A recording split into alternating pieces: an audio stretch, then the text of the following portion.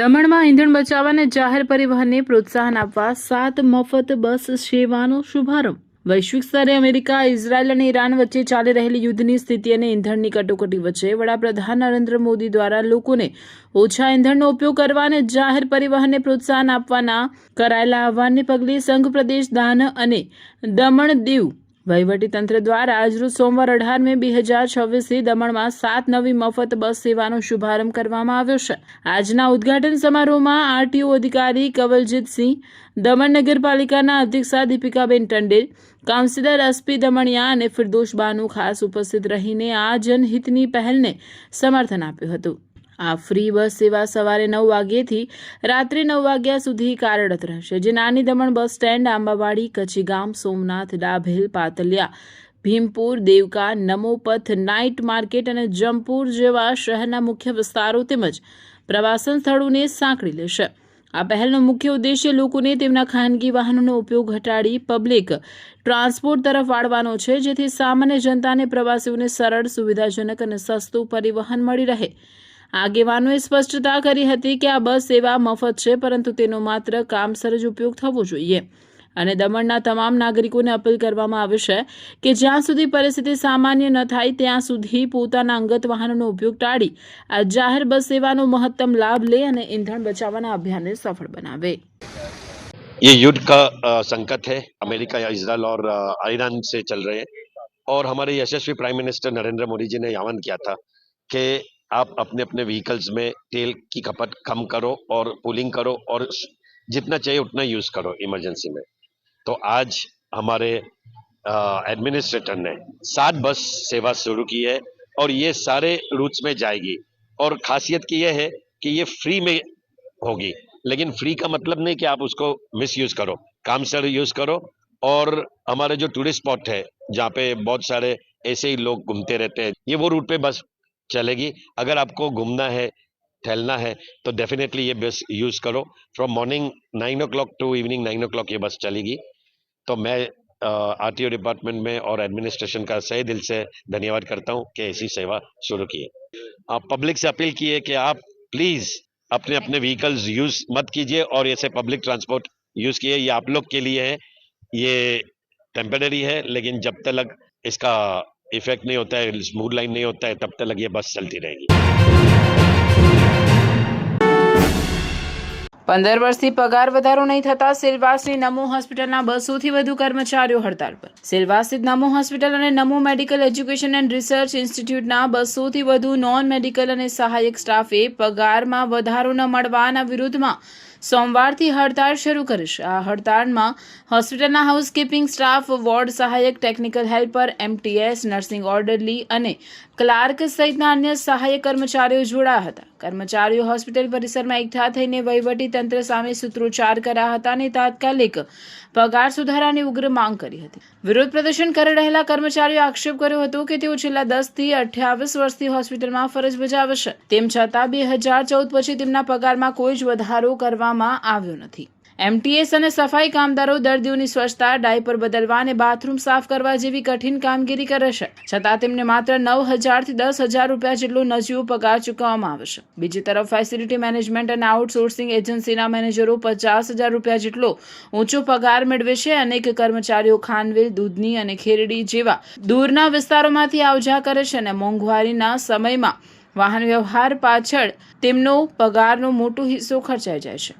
કર્મચારીઓએ વહીવટીતંત્ર અને અધિકારીઓ પર ગંભીર આક્ષેપો કરતા જણાવ્યું હતું કે તેમને છેલ્લા 4 થી 7 મહિનાથી પગાર ચૂકવવામાં આવ્યો નથી। આ ઉપરાંત પીએફ કે જીપીએફ જેવી કોઈ સુવિધાઓ અપાતી નથી અને નોકરી કાયમી કરવા બાબતે કોર્ટમાં કેસ જીત્યા હોવા છતાં વહીવટીતંત્ર દ્વારા તેને ફગાવી દેવામાં આવ્યો છે। જ્યારે પણ કર્મચારીઓ પોતાની રજૂઆત લઈને અધિકારીઓ પાસે જાય છે, ત્યારે તેમને યોગ્ય જવાબ આપવાના બદલે ધમકાવવામાં આવે છે। એક કર્મચારીએ ફરજ દરમિયાન અકસ્માતમાં પોતાનો હાથ ગુમાવ્યો હોવા છતાં તેને પણ કાયમી કરવામાં આવ્યો નથી। આ હડતાળના કારણે હોસ્પિટલની અનેક નોન મેડિકલ અને સહાયક સેવાઓ ખોરવાઈ હતી, જેના પરિણામે દર્દીઓને તેમના સગા સંબંધીઓને ભારે હાલાકી ભોગવવી પડી હતી. જોકે દર્દીઓના હિતને ધ્યાનમાં રાખીને હોસ્પિટલની ઇમરજન્સી સેવાઓ અને ડોક્ટરોની કામગીરી રાબેતા મુજબ યથાવત રાખવામાં આવી હતી. કર્મચારીઓએ સ્પષ્ટ ચેતવણી આપી છે કે જો તાત્કાલિક તેમના પડતર પગાર ચૂકવવામાં નહીં આવે અને બધા કર્મચારીઓ માટે સમાન રીતે પગાર વધારો લાગુ કરવામાં નહીં આવે તો આગામી દિવસોમાં આંદોલનને વધુ ઉગ્ર બનાવીને મોટી સંખ્યામાં ધરણા કરવામાં આવશે.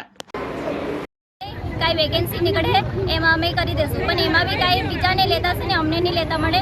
અમે 9,000માં આટલા દૂરથી આવવા જવાનું ભાડું થઈ જાય છે. અમે ખેતીથી આવતા છે સર. અમે આજે 22 વર્ષની સર્વિસ કરીએ રજિસ્ટ્રેશનમાં. આજ સુધી અમારે સેલેરી કંઈ વધી નહીં મળે સર. 15 વર્ષથી 1 રૂપિયા બી સેલેરી વધી નહીં મળે. અમે આજ સુધી ઈમાનદારથી કામ કર્યું 22 વર્ષ સુધી. હા, પણ એ લોકોએ કીધું કે આ વર્ષે વધારે, પહેલા વર્ષે પણ કાંઈ સેલેરી વધારતા નહીં મળે સર. અમને કાંઈ પ્રોબ્લેમ નહીં મળે સર. અમે ઈમાનદારથી કામ કરતા છે, પણ અમને સેલેરી વધારી સર. અમને કાંઈ બીજો પ્રોબ્લેમ નહીં, અમારે સેલેરી વધારી આપો, બસ આ રિક્વેસ્ટ છે સર. પગાર વધવાનો કંઈ ચાન્સીસ નથી. બધાને એક જ મત છે કે પગાર વધારો અને બધાને સરખું પેમેન્ટ મળવા જોઈએ. ને સર મારું પોઝિશન એવું છે, એક્સિડન્ટમાં મારો હાથ કપાઈ ગયેલો. સરને બહુ રિક્વેસ્ટ કરેલી કે મારા સારું કંઈ એવું થાય કે રેગ્યુલરમાં થઈ શકે એવું મેં કરેલું, પણ સર આ રેગ્યુલરની તો વાત જવા દો, પણ પગાર પણ વધે ને તો પણ અમને સારું કે દર મહિને ઘર પરિવારને બધાને દેખરેખ કરવાનું સર એકલા પર. ને આટલા બધા જણ છે કે બધાને એક જ મત છે કે બધાના સરખા પગાર થવું જોઈએ ને વધવા જોઈએ. બસ અમને એ જ કહેવાનું છે. હેલ્થ સેક્રેટરી સાહેબને બી મહિલા હેલ્થ સેક્રેટરી સાહેબે બી કંઈ જવાબ તો નહીં આપ્યો. અત્યારે પબ્લિકના પગાર તો થતો નહીં મળે. ઘણા મહિનાથી 6-7 મહિનાથી પગાર નહીં મળે. તો એ લોકોએ કીધું કે હડતાલ પર જવાના છે. અહીંયા જો નહીં થાય તો એ લોકો દમણ બી જવા માંગતા છે. કદાચ આજે કંઈ ફેસલો નહીં થાય તો એ લોકો આગળ મોટી સંખ્યાથી ત્યાં આગળ ધરના પર બેસી જશે. બહાર આવું સસરવાળું કંઈ કોન્ટ્રાક્ટ અમે 6-7 વર્ષથી નોકરી કરતા છે. 6-7 વર્ષથી નોકરી કરતામાં એમટીએસ તરીકે કામ કરું છું ને ઝાડુ પોતું કરાવે, બાથરૂમ સાફ કરાવે, પેશન્ટનું ડાયપર ચેન્જ કરાવે, યુરિન ખાલી કરાવે, એ બધું કામ કરાવે અને અમને 10,000માં એ લોકો કામ કરાવતા છે. તો એ લોકો કામ અમે 10,000માં કીધું ને હાલમાં જે મોટા માણસ મેનેજર છે, કોઈ ઓફિસર છે, એ લોકોનો પગાર વધતો ને વધતો જાય. જ્યારે અમે કામ કરાવવાળી સફાઈવાળી છે, એમટીએસ છે, જે નર્સિંગ હોટેલ છે, કોઈ પણ વ્યક્તિ કામ કરતો હોય એનો કોઈનો પગાર વધતો નથી મળે. અને જે પણ પગાર હોય એ પોતપોતાનો પગાર વધારતો નથી મળે. અધિકારીને અમે 2 વાર 3 વાર મળવા જાય તેમ કે તમારે અઠવાડિયામાં થશે, મહિનામાં થશે, પણ એ લોકોએ કોઈ મહિનામાં કંઈ કર્યું નથી મળે છે. આટલું કામ કરાવે, આટલા બધા મેનેજર છે, મેનેજરનું શું કામ? અમારે આટલા કામ કરાવે તો કે અમે કામ કરીએ. એમાં એ લોકો દર્શન સરને મળવા જાય તો દર્શન સર અમને ધમકી આપીને પીવડાવે કે તમે લોકો વારંવાર મળવા જાય તો એ લોકો કહે કે અમે 2-3 જણ મળવા આવવાના. તો અમે 2-3 જણને મળવા કેમ આવવાના? બધાનો તો પેમેન્ટ નહીં થાય. તો બધા જણ અમે મળવા જાય તો દર્શન સર અમને કહે કે 4 જણને તો આવવા જવાના. આટલા બધા મેનેજરે આપેલા, મેનેજરનું પેમેન્ટ વધે, અમારું પેમેન્ટ નહીં વધે. અમારું 10,000, 10,000માં અમે કેટલું ખર્ચ ચલાવે? આટલા દૂરથી ખાનવેલથી આવે તો એમાં કેવી રીતે ચાલે? મેનેજરને તો 20-50,000 એવું પગાર છે. મારે એટલા દૂરથી દૂધનીથી ટ્રાવેલ્સ કરું. દૂધનીથી આવવા જવાનું ભાડું અમારું ડેનું સેલરી થાય. અમારું ભાડું છે 1,000 રૂપિયા. આવવાનું 50 ને જવાનું 50. વર્ષ સુધી અમારી સેલરી નથી મળી. 10 વર્ષથી કામ કરો, અમારા પાસે હાલથી એક પણ ઓર્ડર કે કંઈ પ્રૂફ નહીં મળે. આજ સુધી 10 વર્ષથી અમને ઓર્ડર કંઈ આપેલો નહીં મળે. મેં ફેસિલિટી મેનેજમેન્ટમાં કોન્ટ્રાક્ટમાં છું. મારો પગાર માર્ચથી બાકી હતો, 5 મહિનાનો થઈ ગયો. હજુ ઓક્ટોબર સુધીથી સેલરી બાકી છે. સર લોકોને ચેમ્બરમાં જઈને મળીને એક અઠવાડિયામાં થાય, મહિનામાં થાય, આજ સુધી અમારી સેલરી નહીં થઈ છે. પગાર વધારતો નથી. 2014થી પગાર વધતો નથી, રેગ્યુલર કરતા નથી. અમે કોર્ટમાં બી ગયા, કોર્ટમાં બી જીતી ગયેલા, પણ એ લોકોએ રિજેક્ટ ઓર્ડર આપીને 3 વખત અમને રિજેક્ટ કરતો જે રેગ્યુલર કરે તે પગાર અમે પગાર વધારી આપો, પગાર બી વધારતા નથી ને કાંઈ કરતા નથી. અમારે જીપીએફ કપાય જે કાંઈ નહીં કપાય. તો અમે શું કરીએ? અમારે લાઈફ બધા ફેમિલી માટે કાંઈ મળે જ નહીં. કાલ ઉઠીને અમને કાઢી કહી દે, અમને તો ખાલી હાથ નીકળવું પડે. કાંઈ નથી એના માટે તો કાંઈ જોઈએ ને કે પીએફ નહીં કપાય, પીએફથી કપાવા જોઈએ ને પીએફથી કપાય, કાંઈ નહીં કપાય. અમારા ફેમિલી માટે શું છે? કોન્ટ્રાક્ટર એના કરતાં તો રોકડાવાળા પૈસા લઈ જાય રોજના. પગાર ટાઈમ પર નહીં આપે, 4 મહિના પગાર આપે નહીં. એના માટે તો કંઈ નિર્ણય જોઈએ ને. કમસે કમ સેલરી તો વધારવા જોઈએ ને. સેલરી વધારી આપો. દર વર્ષે પગાર વધારે તો પહેલાં આગળ વધતા હોય તો દર વર્ષે 2014 1 રૂપિયા પગાર નથી વધ્યો. એટલી વખત મળ્યા હતા એ લોકો કે વચ્ચે ઉપરથી જ એ સંયમ કંઈ કર્યા કરે કરતાં કમસે કમ વધારે પર રેગ્યુલર આટલી અમારી 26 વર્ષ સર્વિસ છે. અમારે શું થવાનું પછી ફેમિલીમાં શું થવાનું? પ્રોબ્લેમ હું આજે 28 વર્ષ થયા, એટલા 28 વર્ષ આજે રૂપિયો પગાર નહીં વધે. આજે આ મેનેજર બનાવ્યા છે આના કારણે ફેક્ટરી બનાવી, ફેક્ટરી બનાવી ને કાલના આવે ને એટલા ભાવ ખાય એટલે કોઈ જાણે કાપી આવીને અમને સતાવે. આજે એટલા વર્ષો થઈ ગયા, દાસ સાહેબે કાંઈ નહીં કર્યું. હમણાં દર્શન સર કે કોઈ બી હોય પણ પહેલે પગાર વધારો ને પગાર ઓર્ડર આપો તેમાં પગાર વધારો જોઈએ ટાઈમથી ટાઈમ, ભલે 1 મહિનો લેટ, પણ આ શું છે 8-9 મહિનાથી પગાર નહીં થાય. બિચારા દૂરથી આવે ખાનવેલ દૂધની, કોઈ બિચારા બસમાં આવે, બસ ચૂકી જાય તો પછી શું કરવાનું? કોઈ દિવસ ટાઈમ સવારે લેટ બી થાય બસને કારણે. એટલે સમજી વિચારીને કામ કરવા પડે. આટલું મોટું હોસ્પિટલ બનાવ્યું, એમાં પૈસા વાપરવા મળે, લોકોને અહીંયા સેવામાં કોઈને નહીં, તો બધાને બીમારી બીજા ડિપાર્ટમેન્ટમાં પગાર વધે, અહીંયા કેમ નહીં વધે? અહીંયા બીમારી લાગે, જાત જાતની છે બધું. અને બીજા સરકારી કર્મચારીના પગાર વધે, દવાખાનામાં પહેલે પગાર વધતો હતો, હમણાં કેમ નહીં વધે? વલસાડના અતુલમાં અજાણે સ્ત્રીની હત્યાનો ભેદ ઉકેલાયો. સાસુ સાથેના પ્રેમ સંબંધમાં જમાએ જ કરી ઘાતકી હત્યા.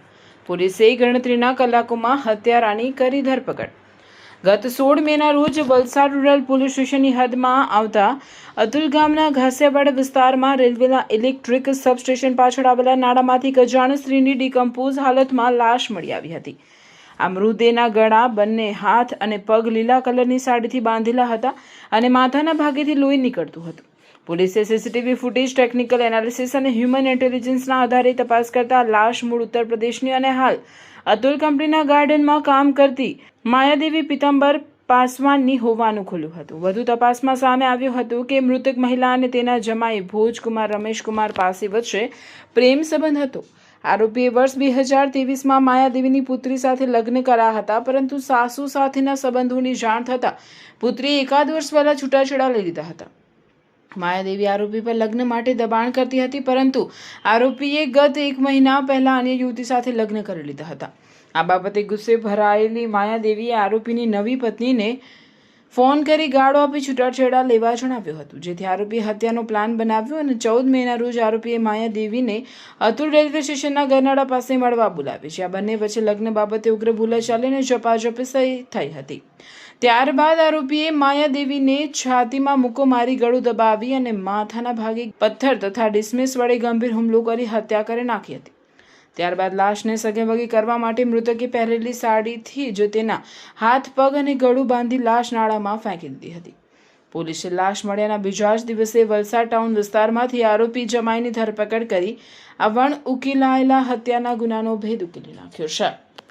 ભોજ પાસી કે જે એમના પૂર્વ જમાઈ હતા એની આવરો જાવરા બેનના ત્યાં રહેતો હતો, તો એ બાબતમાં થોડી વધારે તપાસ કરતા અને ટેકનિકલ એનાલિસિસના આધારે ખબર પડી અને ભોજ પાસવાનને અત્યારે વલસાડ ખાતે જોઈ એને પૂછપરછ માટે બોલાવવામાં આવ્યો અને જે પૂછપરછ દરમિયાન એને પોતાનો ગુનો કબૂલ કર્યો હતો. મરણ જનાર અને આરોપી વચ્ચે પ્રેમ સંબંધ ફાળવ્યા હતા, એટલે કે સાસુ અને જમાઈ વચ્ચે પ્રેમ સંબંધો થયા હતા.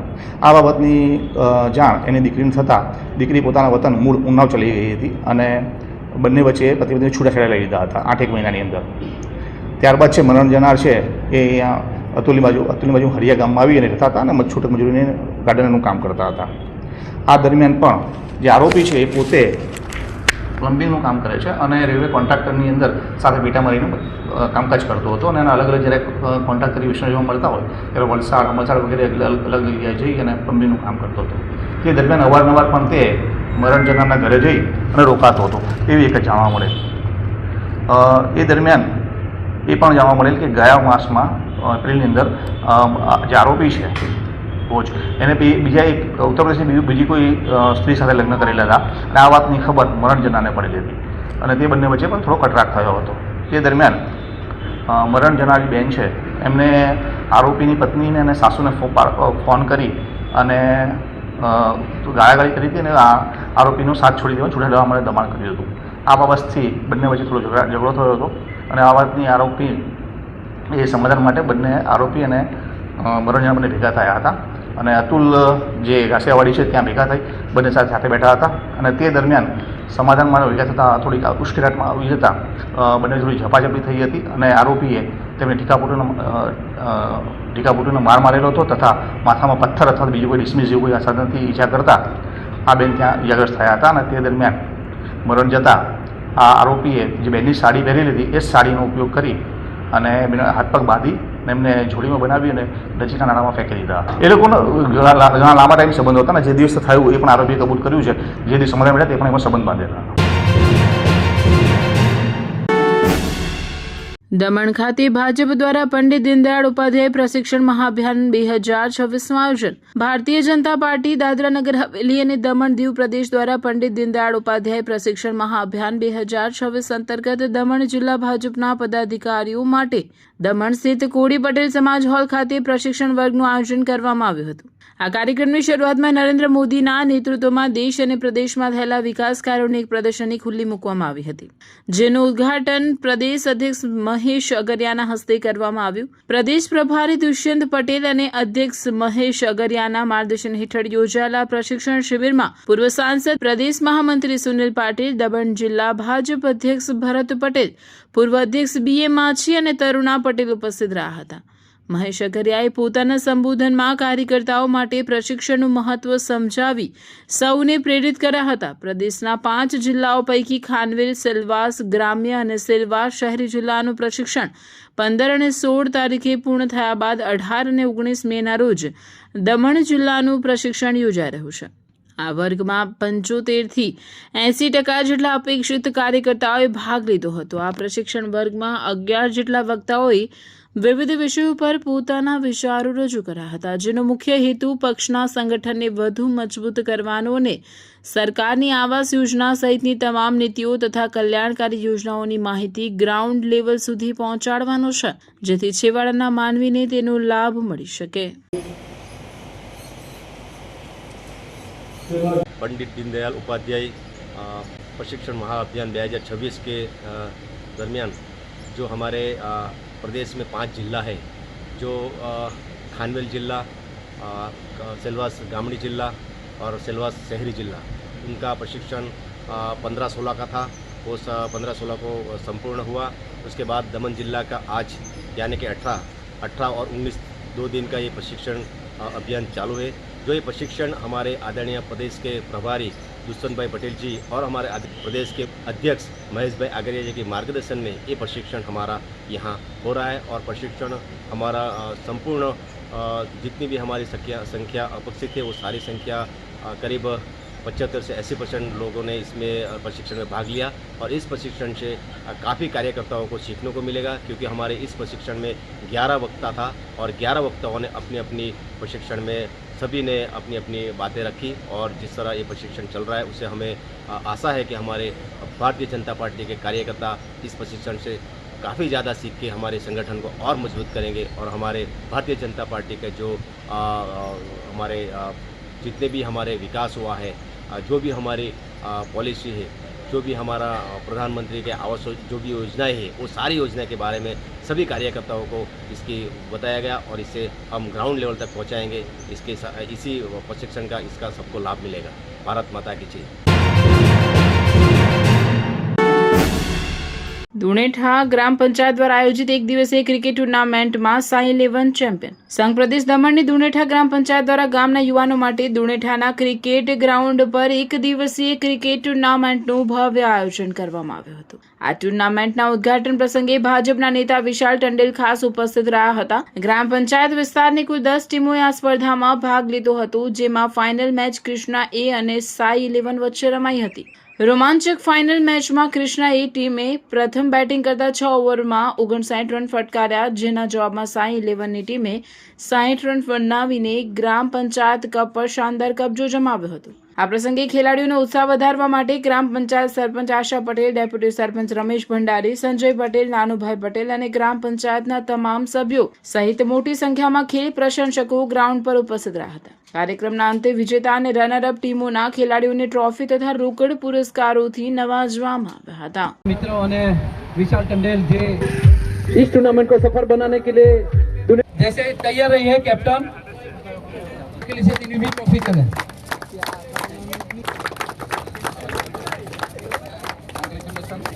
अजय भाई आपको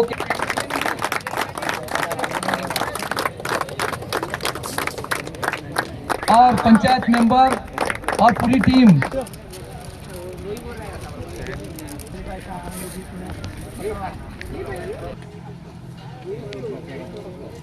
मात की धर्मदेव बापू की। પારડી જીઆરડીસીની કંપનીના ટોયલેટમાંથી 4 ફૂટ લાંબુ ઝેરી ઇન્ડિયન કોબ્રા સાપનું જીવદયા ગ્રુપે કર્યું દિલધડક રેસ્ક્યુ। વધતી જતી ગરમી વચ્ચે હવે સરીસૃપો ઠંડકની શોધમાં માનવ વસ્તી તરફ વળી રહ્યા છે, જેનો જીવતો જાગતો કિસ્સો વલસાડ જિલ્લાના પારડીમાંથી સામે આવ્યો છે। પારડી જીઆરડીસીમાં આવેલી સનબર્ડ સિલ્સ પ્રાઇવેટ લિમિટેડ કંપનીમાં ગત રાત્રે ફફડાટ મચી ગયો, જ્યારે સ્ટાફના ટોયલેટમાં એક વિશાળકાય સાપ જોવા મળ્યો હતો। કંપનીના કર્મચારી જ્યારે ટોયલેટ ગયા ત્યારે કમોડની નીચે જ એક 4 ફૂટ લાંબો અત્યંત ઝેરી ઇન્ડિયન કોબ્રા સાપ બેઠેલો જોવા મળ્યો હતો। ઘટનાની જાણ થતાં જ પારડી જીવદયા ગ્રુપની ટીમના યાસીન મુલતાની અને ઋષિ ઠાકુર એક પણ ક્ષણનો બગાડ કર્યા વિના કંપની પર દોડી આવ્યા હતા। ટોયલેટમાં જઈને જોતા જ માલુમ પડ્યું કે ત્યાં આશરે 4 ફૂટ લાંબો અત્યંત ઘાતક ન્યુરોટોક્સિન ઝેર ધરાવતો ઇન્ડિયન કોબ્રા ફેણ ચડાવીને બેઠો છે। હાલના દિવસોમાં ગરમીનો પારો સતત વધી રહ્યો છે, જેના કારણે સરીસૃપો ઠંડકવાળા માહોલની શોધમાં નીકળે છે। આ કોબ્રા સાપ પણ ઠંડક મેળવવા માટે ટોયલેટમાં આવી ઘૂસ્યો હોવાનું મનાય છે। જો કે જીવદયા ગ્રુપના સભ્યોએ સાવચેતીપૂર્વક ખૂબ જ શાંતિથી આ ઝેરીલા સાપનું રેસ્ક્યુ કર્યું હતું। સાપ પકડાતા જ કંપનીના સ્ટાફે રાહતનો શ્વાસ લીધો હતો। બાદમાં કોબ્રા સાપને તેના પ્રાકૃતિક આવાસ એટલે કે સુરક્ષિત જંગલ વિસ્તારમાં મુક્ત કરવામાં આવ્યો હતો।